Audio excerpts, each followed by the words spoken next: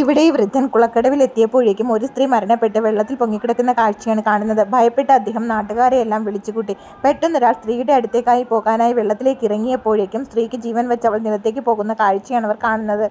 ശരിക്കും പറഞ്ഞാൽ ഇവർ ആ ഗ്രാമത്തിലെ ഗംഗു എന്നു പേരുള്ളൊരു സ്ത്രീയാണ്. വിവാഹം കഴിഞ്ഞ് വർഷങ്ങളേറെയായിട്ടും അവർക്ക് കുട്ടികളൊന്നും തന്നെ ഉണ്ടായില്ല. ഒരു നാൾ കരഞ്ഞുകൊണ്ട് ഭക്ഷണം കഴിച്ചുകൊണ്ടിരിക്കുന്ന അവരുടെ അടുത്തേക്ക് എവിടെ നിന്നോ ഒരു കുട്ടി പാഞ്ഞെത്തുന്നു. മക്കളൊന്നും ഇല്ലാതിരുന്ന അവർ ആ കുട്ടിയെ തന്റെ സ്വന്തം മകനായി സ്വീകരിക്കുന്നു. പിന്നീടുള്ള എല്ലാ ദിവസങ്ങളിലും ആ കുഞ്ഞ് ആരും അറിയാതെ അവളെ കാണാൻ എത്തുമായിരുന്നു. ഇതോടുകൂടി അവളുടെ ജീവിതം സന്തോഷം കൊണ്ട് നിറഞ്ഞു. എന്നാൽ ആ കുഞ്ഞൊരു ചെകുത്താന്റെ കുഞ്ഞാണെന്ന് അവൾക്ക് അറിയില്ലായിരുന്നു.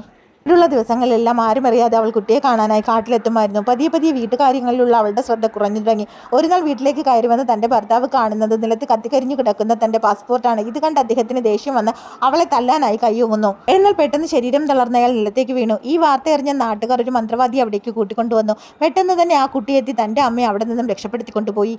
പക്ഷേ അപ്പോഴും തന്നോടൊപ്പം ഉള്ളതൊരു പിശാചിന്റെ കുഞ്ഞാണെന്ന് അവർക്ക് അറിയില്ലായിരുന്നു.